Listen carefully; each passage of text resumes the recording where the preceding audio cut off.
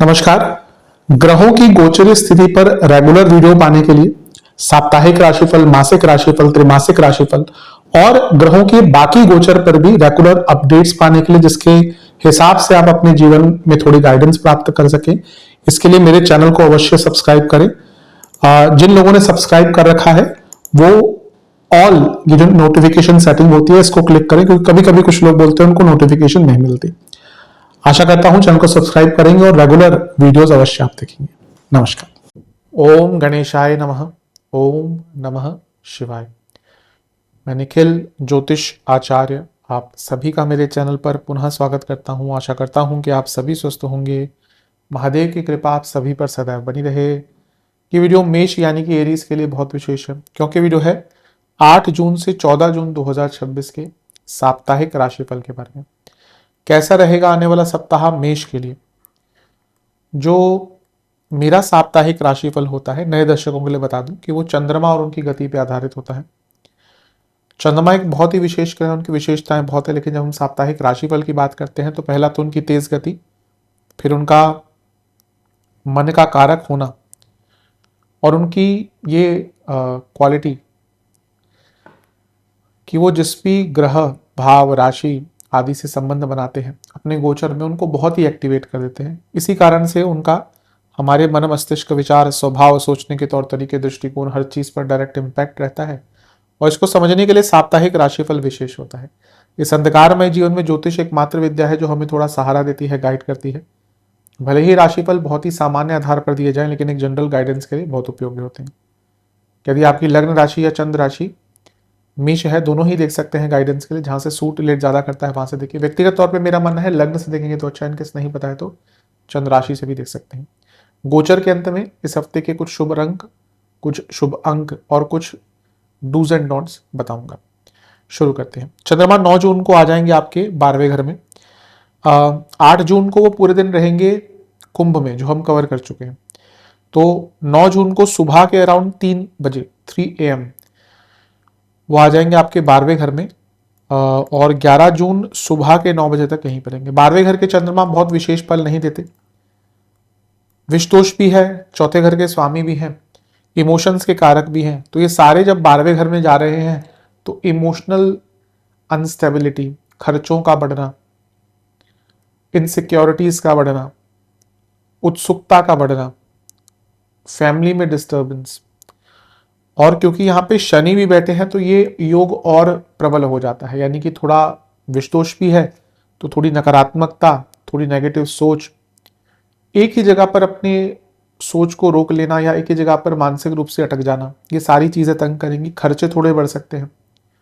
अच्छी चीज यह है कि चौथे घर के स्वामी लाभ स्थान के स्वामी के साथ 12वें घर में है। कोई प्रॉपर्टी बेचना चाहते हैं, कोई एसेट लिक्विडाइज करना चाहते हैं तो उसका योग अच्छा है।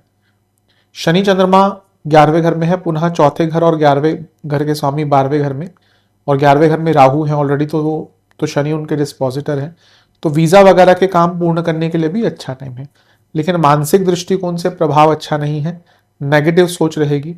यहाँ पे गुरु की दृष्टि है इन दोनों ही ग्रहों पर, और गुरु आपके भाग्येश है, भाग्य के कारक भी हैं। तो विदेश के काम बनते हुए दिख रहे हैं। इवन आध्यात्मिक रूप से अच्छा योग है। आप किसी धार्मिक स्थल पर जाना चाहते हैं या जाने का प्लान बनाना चाहते हैं, दोनों के लिए ही अच्छा योग है। बस थोड़ा नकारात्मक सोच से बचें, नकारात्मक चीजों से बचें, नकारात्मक लोगों से बचें, और अपने मन को उस साइड जाने ही ना दें जहां पे नकारात्मक चीजें हों। ये कहना आसान है, करना मुश्किल है, लेकिन कभी कभी हमें विद टाइम, विद लाइफ ये चीजें सीखनी पड़ती हैं कि कोई ऐसा व्यक्ति हो जो हमारे मानसिक स्टेट को खराब करता है तो उससे बात करना बंद कर दो। कभी कभी तो घर में भी ऐसा होता है। मैं तभी क्यों कहता हूं कि आपके जो घर वाले हैं, सबसे बड़ा प्रारब्ध तो यही है। आपके बच्चे, आपके माँ बाप, आपके पति पत्नी, अगर वही आपकी मानसिक सेहत को खराब करते हैं तो क्या कर सकते हैं आप? उनको इग्नोर ही कर सकते हैं, आपको अवॉइड ही कर सकते हैं। प्रारब्ध है, झेलना पड़ता है। तो यहाँ पे ऐसे लोगों से जो आपके मानसिक सेहत को डिस्टर्ब करते हैं, उनसे ज्यादा बातचीत नहीं करनी। छठे से सप्तम में है तो कोई लीगल कार्यवाही अटक रही थी, उसको पूर्ण करने का मौका मिलेगा। नवांश कुंडली, अपने जीवन की इनसाइट्स जानिए। कभी कभी हम बाकी लोगों को दुनियादारी को समझने में इतना टाइम लगा देते हैं कि अपने आप को भूल जाते हैं। दशांश कुंडली, कार्य क्षेत्र में कोई अच्छी न्यूज आ सकती है। बिजनेस की जहां तक बात है, थोड़ा ईज, थोड़ा फ्लो लाने की कोशिश कीजिए, क्योंकि काम ठीक हो रहा है लेकिन there is a lack of flow in your work and it will hamper love life. बहुत ज़्यादा मत सोचें, फालतू का सोच के अपने रिलेशनशिप को ख़राब करेंगे। वैवाहिक जीवन में अपनी, यहाँ पे कहूँगा अपनी सोच थोड़ी बदलें, क्योंकि बहुत पेसिमिस्टिक, बहुत ज़्यादा नेगेटिव सोच हो रही है। स्टूडेंट्स, आपको अपने अंदर एक क्वालिटी लानी है या कुछ क्वालिटीज़ लानी है और उस पर आपको खुद काम करना है। केवल स्टडी करके भी आगे बढ़ा जा सकता है, लेकिन अपने जीवन को परिपूर्ण तरीके से जीने के लिए you need to develop some qualities. वो रीडिंग हो, कोई हॉबी हो, कोई स्किल हो। तो अपनी स्टडीज़ के साथ साथ इन चीज़ों पर भी काम कीजिए। सेहत की जहाँ तक बात है, पैरों के दर्द, स्लीप डिसऑर्डर, नसों की प्रॉब्लम तंग करेगी। सर्वाष्टक में आपका धनस्थान बली है, विदेश से संबंधित काम करते हैं तो लाभ होगा। 11 जून 9 बजे सुबह के आ जाएंगे चंद्रमा आपके लग्न भाव में यानी कि मेष में, और 13 जून सुबह के 10 तक यहीं पे रहेंगे। लग्न में बना चंद्रमंगल योग अच्छा है। चौथे घर के स्वामी लग्नेश के साथ बैठे हैं। चौथा घर प्रॉपर्टी, मंगल प्रॉपर्टी, तो कारक और भावेश साथ में बैठ गए, तो ये प्रॉपर्टी के लिए बहुत अच्छा योग है। और क्योंकि मंगल अष्टमेश है तो ये पैतृक संपत्ति के लिए बहुत अच्छा योग है। और क्योंकि मंगल अष्टमेश है, चंद्रमा खुद इंदु है, यानी कि इंदु लग्न। चंद्रमा भी धन के लिए बहुत इंपॉर्टेंट होते हैं। हाँ, चंद्रमा का धन बहुत स्टेबल नहीं होता, बट कुंडली में जब इंदु लग्न हम निकालते हैं, असल पैसा तो, क्योंकि राशिफल की परिधि है कि हम यही बोलते हैं धनस्थान लाभस्थान, जो कुंडली में असल पैसा होता है वो कई और चीज़ों से आता है। इंदु लग्न, श्री लग्न, तो और बहुत इंपॉर्टेंट चीज़ें होती हैं जहाँ पे कभी होता है ज्योतिष देख के बताया था कि हाँ कुंडली में पैसा बहुत है। तो खैर वो टॉपिक अलग है, लेकिन यहाँ पे चंद्र मंगल योग धन के लिए बहुत श्रेष्ठ होता है। प्रॉपर्टी हो, काम बढ़ाना हो, बिजनेस में नई आइडियाज हो, सबके लिए अच्छा है। बस क्योंकि मंगल अष्टमेश भी है, चंद्रमा मन के कारक हैं, तो वो जो अनिश्चितता, जो इनसिक्योरिटी स्टार्ट हुई थी, वो थोड़ा अनिश्चितता और गुस्से में कन्वर्ट हो गई क्योंकि मंगल आ गए। अपनी माताजी की सेहत का ध्यान दीजिएगा। घर में बहुत बड़ा कलह कलेश हो सकता है, तो उससे भी बचने की कोशिश कीजिएगा। चंद्रमा मंगल और केतु के प्रभाव में है, व्हीकलर एक्सीडेंट का योग भी यहाँ पर, या इंजरीज का योग भी यहाँ पर बन जाता है।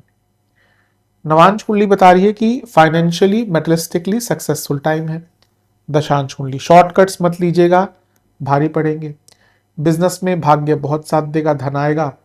लव लाइफ में फालतू की डिमांड्स मत कीजिएगा, सरल रहिएगा।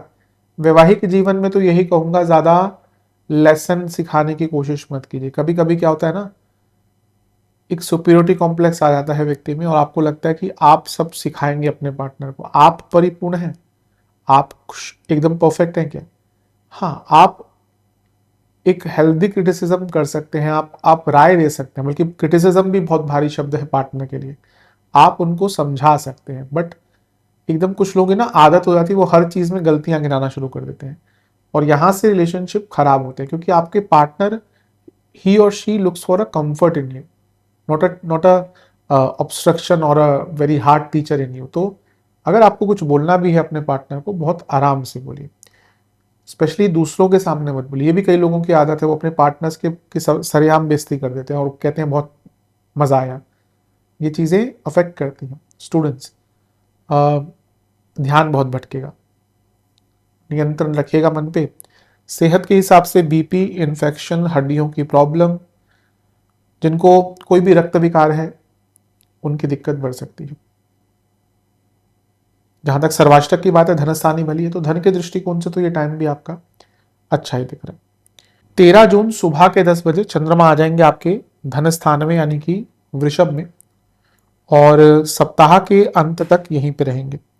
ठीक है, उच्च के हो गए चंद्रमा, लक्ष्मी भाव के स्वामी के साथ बैठ गए चंद्रमा,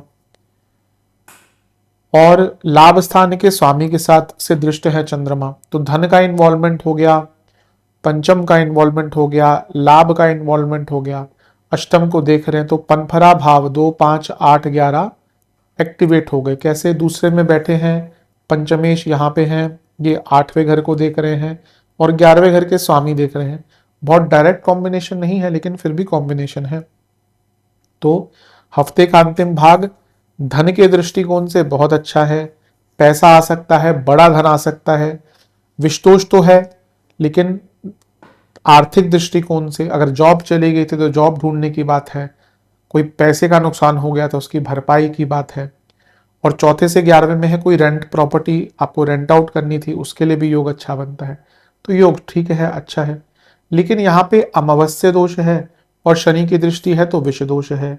तो ये दोनों ही कहाँ पे है? वाणी के स्थान में है। अपनी वाणी को लेकर बहुत नियंत्रित रहिएगा, बहुत नियंत्रण रखिएगा, क्योंकि वाणी की कटुता, तीक्ष्णता, उष्णता के कारण कई जगह पर दिक्कत आ सकती है। वो करियर हो या बिजनेस हो या पर्सनल लाइफ हो, पैसा आएगा लेकिन अचानक से कहीं पर पैसा लगाइएगा मत, और फाइनेंशियल दृष्टि से किसी पर भी भरोसा मत कीजिएगा। नवांश कुंडली बता रही है कि थोड़ा अपनी हॉबीज को फॉलो कीजिए इस टाइम पे। दशांश कुंडली, कार्य क्षेत्र में किसी पर विश्वास नहीं करना, बिजनेस में थोड़ा डाउन टू अर्थ रहिए, कोई रिस्क लेने की आवश्यकता नहीं है। जहां तक लव लाइफ की बात है, थोड़ा क्रिएटिविटी लाइए, बहुत बोरिंग चीजें दिख रही हैं। बिजनेस के हिसाब से, वैवाहिक जीवन के हिसाब से बहुत पेशेंस रखना है। स्टूडेंट्स, आपको अच्छी संगत ढूंढनी है क्योंकि उसी की कमी दिख रही है। सेहत के हिसाब से हड्डियों की प्रॉब्लम, रक्त विकार, दंत विकार, नेत्र विकार यानी कि dental problems and I problems, थोड़ा डाइजेस्टिव प्रॉब्लम भी रह सकती है। सर्वाष्टक में आपका धनस्थान ही बली है, पैसा अंतिम भाग में भी अच्छा आता दिख रहा है इस हफ्ते, लेकिन जैसा मैंने कहा कि कहीं पे पैसा अचानक से लगाइएगा मत।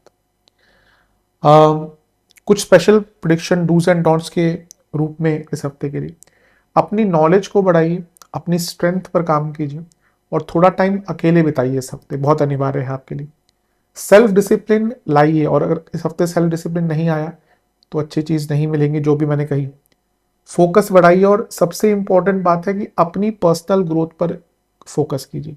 कभी कभी हम लोगों से इतने प्रभावित हो जाते हैं, लोगों पर इतने डिपेंडेंट इमोशनली हो जाते हैं कि हमारी खुशियां उन पर ही डिपेंडेंट हो जाती हैं, जो बहुत एक गलत चीज है। तो अपने पर्सनल ग्रोथ पर फोकस कीजिए, बहुत अनिवार्य रहेगा आपके लिए। इस हफ्ते के शुभ अंक हैं 3 और 9, शुभ रंग है केसरी और जामुनी।